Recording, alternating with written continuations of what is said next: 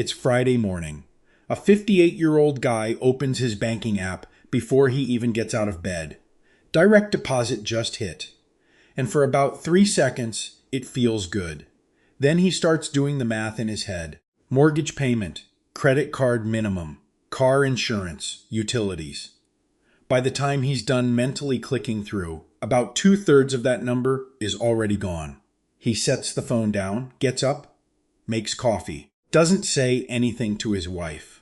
That feeling, that specific quiet, is more common right now than any financial headline will tell you. Because those headlines are busy talking about a different number. You've probably seen it. $1,260,000. That's the target retirement figure researchers say the average American now needs to retire comfortably. It gets shared, it gets argued about, it circulates. And it's not wrong, exactly, but it's also not the full picture. Because while that number gets all the attention, here's what doesn't. The median American household is sitting on less than $8,000 in liquid savings. Not $800,000. Not $80,000. Less than $8,000. That gap between the number you're supposed to reach and the reality most people are actually living. That's what this video is about.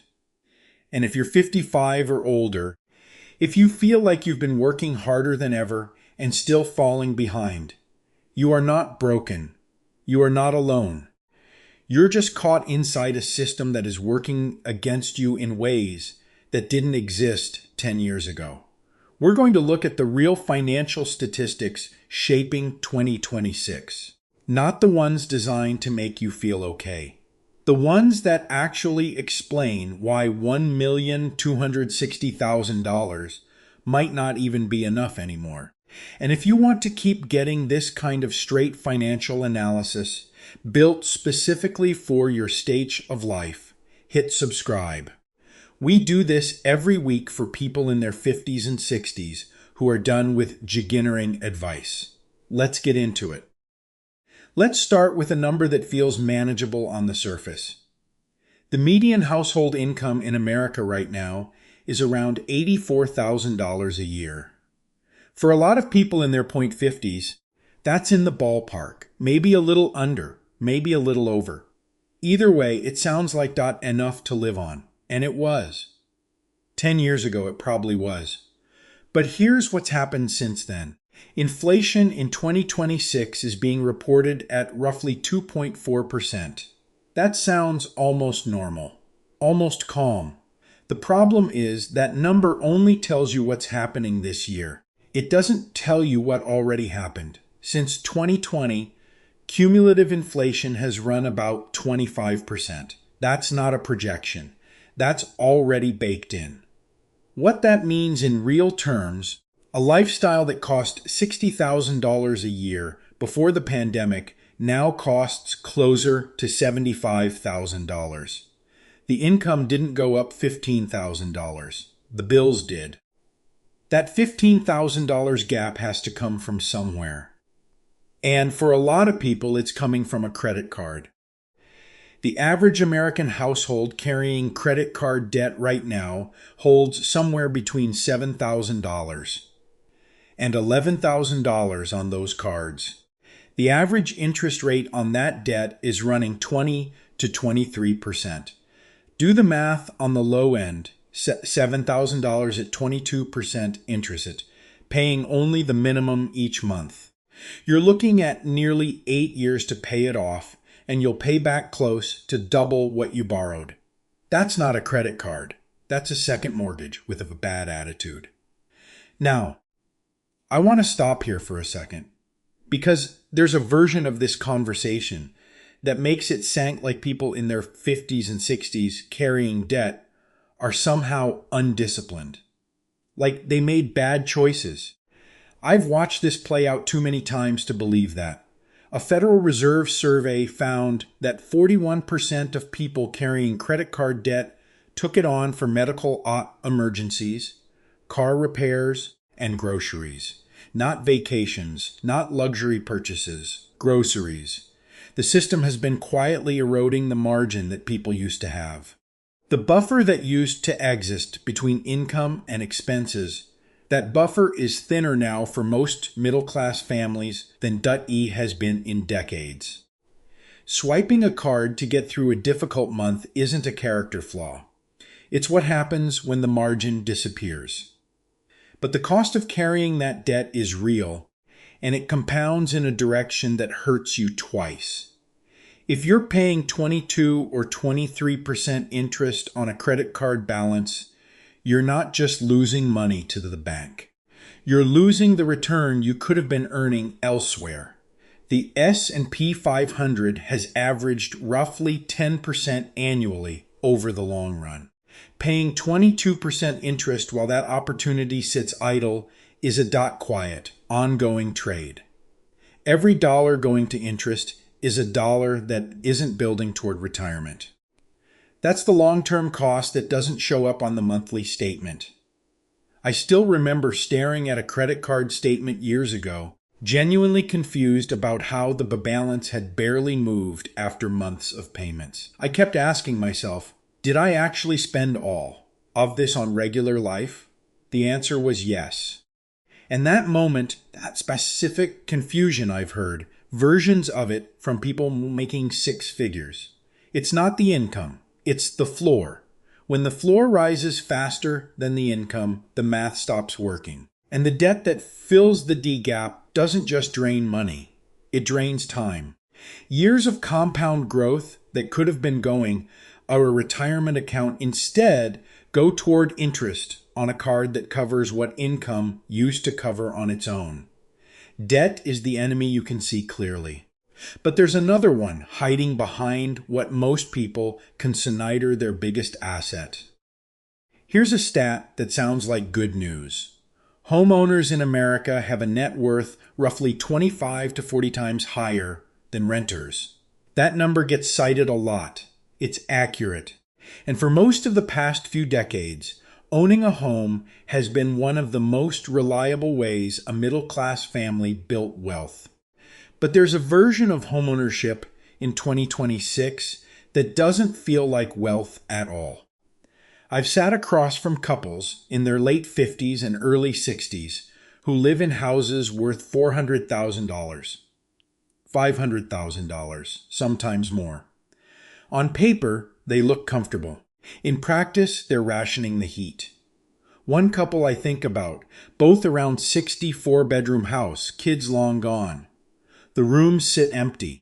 They turn the central heating off in winter to keep the utility bill manageable. They've talked about selling, downsizing, pulling some of that equity out to actually live on. But every time they run the numbers, they hit the same wall. They bought that house with a mortgage at 3%. Maybe 2021, maybe early 2022. Doesn't matter exactly when. What matters is that rate is locked in, and the current market is sitting at 6.5 to 7%.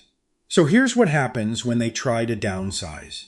They sell the $500,000 house. After agent fees, closing costs, and taxes, they net maybe $420,000.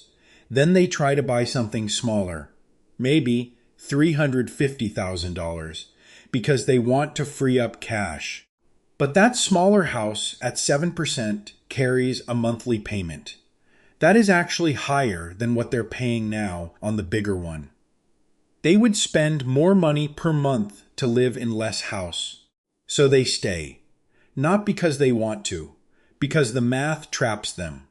About 40% of homeowners in America have paid off their mortgage entirely. For them, the house generates breathing room. But for the ones still carrying a loan from the low-rate era, the equity is real and the liquidity is not. You cannot cut a corner off your living room and use it to pay for a medical bill. Equity rich, cash poor. That phrase sounds like a financial planning term. It's actually just a quiet description of being stuck. And the psychological weight of that situation is something the net worth statistics don't capture. There's a particular kind of stress that comes from knowing you technically have money, it's sitting right there in the walls of your house, and you cannot touch it without dismantling the most stable part of your financial life. Reverse mortgages exist. Home equity lines exist. But those tools come with their own costs, their risks, and their own fine print. They're not a clean solution. They're a workaround for a structural problem. The structural problem is this. For a significant portion of Americans in their late 50s and early 60s, the majority of their net worth is locked inside an asset that produces no income, costs money every month to maintain, and cannot be partially liquidated. The wealth is there, the cash flow is not. That gap between net worth on paper and actual monthly income is going to matter a great deal in retirement. Because retirement runs on cash flow, not spreadsheet totals. So if the house isn't going to provide that cash flow, the question becomes, what is the retirement account actually holding? And for most people in this age range, the answer to that question is no more uncomfortable than the housing math. Let's talk about two numbers that look similar but mean completely different things. The average retirement savings for Americans between 55 and 64 is around $270,000. If you're in that range or close to it, that number might actually make you feel okay, maybe even a little relieved. You're somewhere near average. Average feels safe. But average is a trick. That $270,000 figure gets pulled upward by the people at the top. The ones with $800,000, $1,200,000, $2 million in their accounts. A small group of people with very large balances inflates the number for everyone else. The median tells a different story. The median retirement savings for that same age group, 55 to 64, is around $95,000. That means half of Americans within 10 years of retirement have less than $95,000 set aside. Now apply the 4% rule. That's the standard guideline for how much you can withdraw from a retirement account each year without running it down too quickly. 4% of $95,000 is $3,800 a year. That's about $319 a month. Add in Social Security. The average benefit right now runs around $1,900 to $2,000 a month. So you're looking at roughly $2,300 in total monthly income for a household. That, based on current median expenses, needs somewhere closer to $4,500 to $5,000 to cover basic costs. That's not a small gap. That's a structural shortfall. And here's the part that doesn't get talked about enough. That shortfall has to last a long time. The Social Security Administration's own actuarial tables are clear on this. A married couple, both 0.65 years old, has roughly a 50 to 60% probability that at least one of them will live past 90.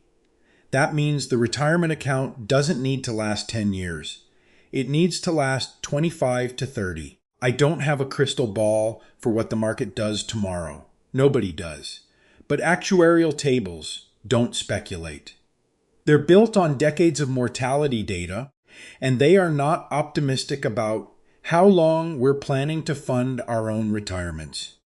A 30-year retirement on $95,000 in savings is not a plan. It's a hope. And layered on top of that is a cost most people dramatically underestimate. Fidelity's research estimates that a retired couple will spend an average of over $170,000 on healthcare costs alone during retirement. Not total living expenses. Healthcare, specifically.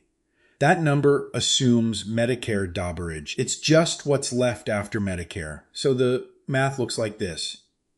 Median savings generating $319 a month. Social Security adding roughly $2,000. Combined, not enough to cover basic expenses. And somewhere in the next 25 to 30 years, a $170,000 healthcare bill waiting in the background. This is not meant to scare you into paralysis.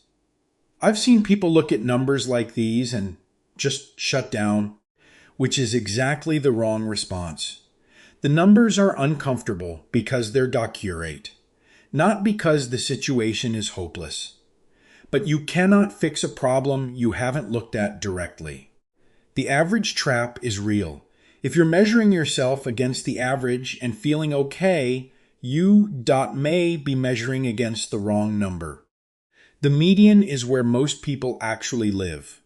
And if the retirement account picture is difficult, there's something else working against you in point 2026 that most financial coverage this year is quietly leaving out. It's not inflation. It's not market volatility. It's a law that already changed.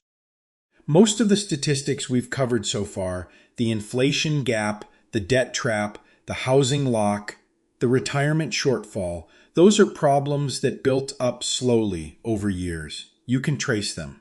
You can see where they started. This one is different. This one happened on a specific date, December 31st, 2025.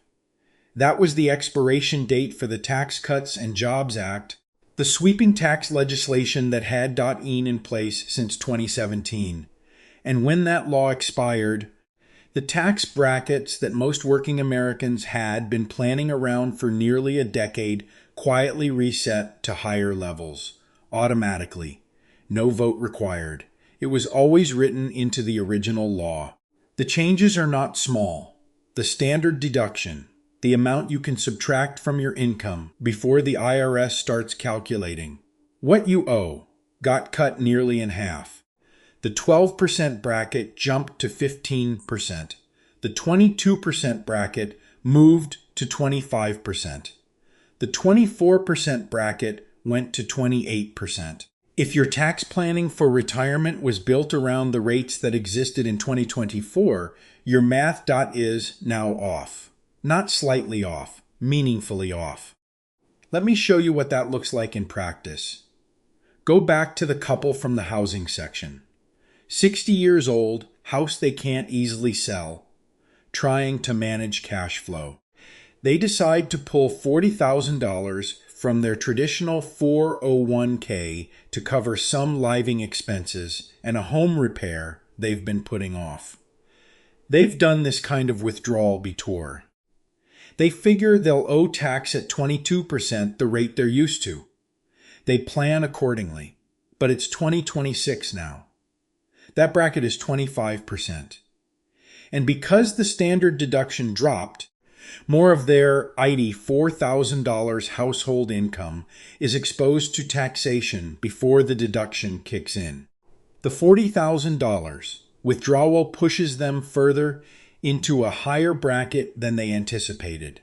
The result is a tax bill that's several $1,000s larger than they budgeted for. Not because they did anything wrong, because the rules changed on January 1st, 2026, and nobody sent them the AI memo. This is the part that gets buried in most 2026 financial coverage. The headline inflation number gets covered. The Fed rate decisions get covered. The TCJA expiration and what it actually means for middle-class households taking retirement withdrawals, that part tends to get one paragraph .at, the bottom of an article most people don't finish reading. Now here's where it connects back to the $1,260,000 figure from the beginning. That number, the widely cited retirement target, assumes a pre-tax account value. A traditional 401k or IRA balance is not what you actually have. It's what you have before the IRS takes its share. At 2025 tax rates, $1,260,000 in a pre-tax retirement account was worth roughly $900,000 in active spending power after a reasonable tax estimate. That was already a significant haircut. At 2026 rates, that after-tax number gets smaller still. The target didn't change. The government's cut of it did. And the people most exposed to this are exactly the ones watching this video. If you're between 55 and 65, you are in the years when retirement withdrawals are becoming real, not theoretical. The difference between a 22% rate and a 25% rate on $40,000 a year in withdrawals is $1,200 annually. Over 20 years of retirement, that's $24,000 gone, not to bad investments, not to inflation, to a tax bracket adjustment most people didn't see coming. I'll be direct about something.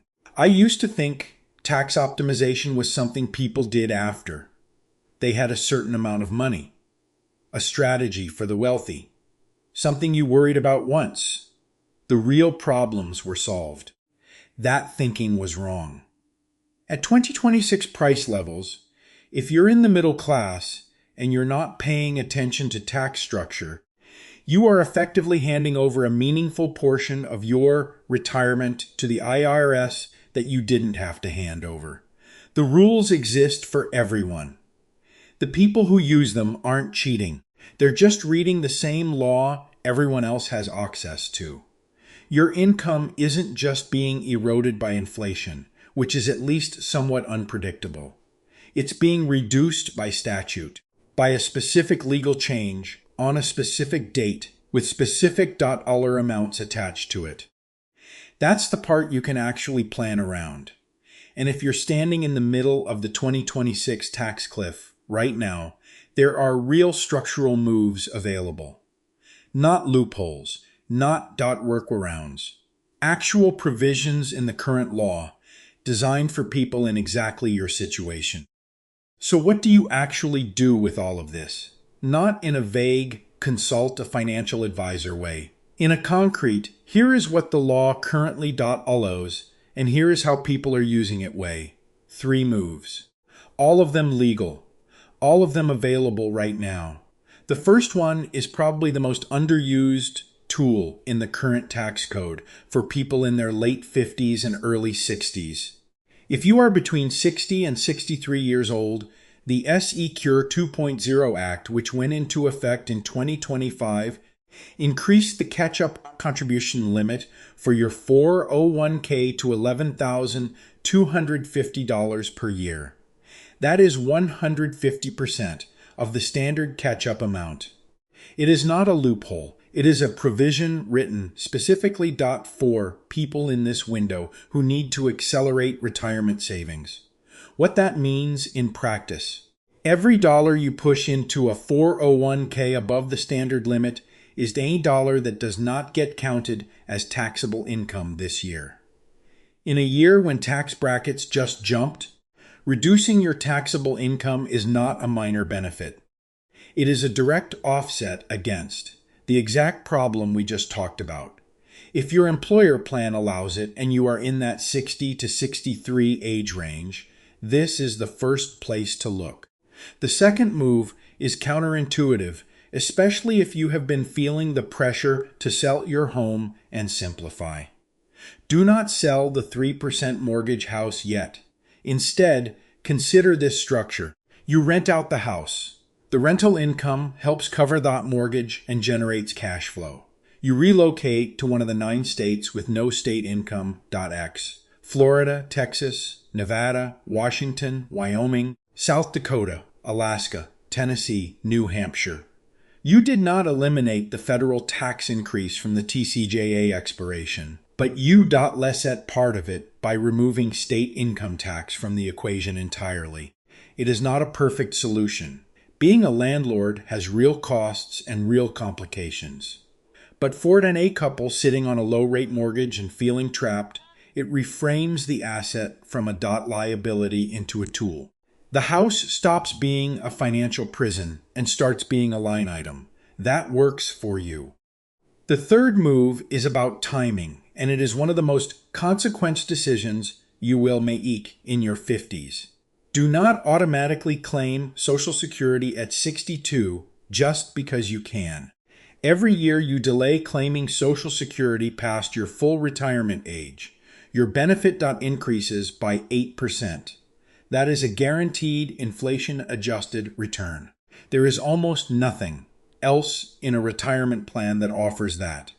The break-even calculation, the age at which delaying actually pays off, typically falls somewhere between 78 and 82, depending on your situation.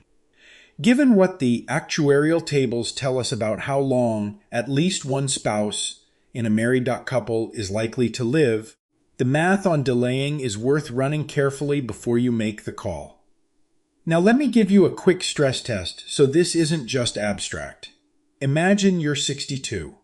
You lose your job or your hours get cut significantly. Income drops. You need to cover expenses. Person A has not done any of this planning.